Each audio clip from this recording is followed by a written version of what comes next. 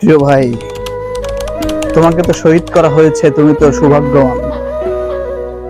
হয়তো আল্লাহ পাক তোমাকে জান্নাতের উচ্চ মাকাম দান করবেন ইনশাআল্লাহ। তুমি তো সেই ভাগ্যবান যা মানুষের সারা জীবনের প্রত্যাশা থাকে মৃত্যুর পরে যেন আল্লাহ পাক আমাকে জান্নাতবাসী করে। তুমি শহীদ হয়েছে, তুমি সৌভাগ্যবান। কিন্তু আমরা যারা দুনিয়াতে এখনো আছি, তোমাকে যে হত্যা করা হয়েছে সেই হত্যার প্রতিশোধটা আমরা নিতে পারছি না। কেন পারছি না জানো? কারণ এখানে কোরআনের শাসন নাই, এখানে কোনো খলিফা নেই, এখানে শরীয়তের কোনো বিধান অনুযায়ী দেশ চলে না। তাই তোমার হত্যার প্রতিশোধ নিতে পারছি না। প্রিয় ভাই, তুমি দুনিয়া থেকে চলে গিয়েছো, আল্লাহ পাক যেন তোমাকে জান্নাতে উচ্চ মাকাম দান করে।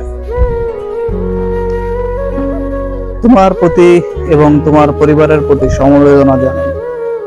আল্লাহ পাক যেন তোমার পরিবারকে সুখে শান্তিতে বসবাস করার তৌফিক দান করুন। সেই সাথে বলতে চাই,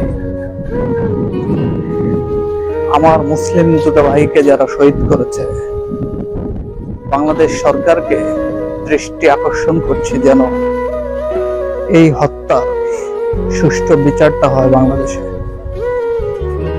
আমরা দেখেছি ওসি প্রদীপ একজন সেনা কর্মকর্তাকে মেরে ফেলেছে, তার ফাঁসির অর্ডার হয়েছে কিন্তু কার্যকর হয় নাই। আদৌ হবে কিনা সেটাও জানি না। তো ওই প্রক্রিয়ায় যদি এই হত্যাকাণ্ডের বিচার আগায়, আমার এই মুসলিম ভাই তাহলে আইনের সুষ্ঠু বিচারটা পাবে না।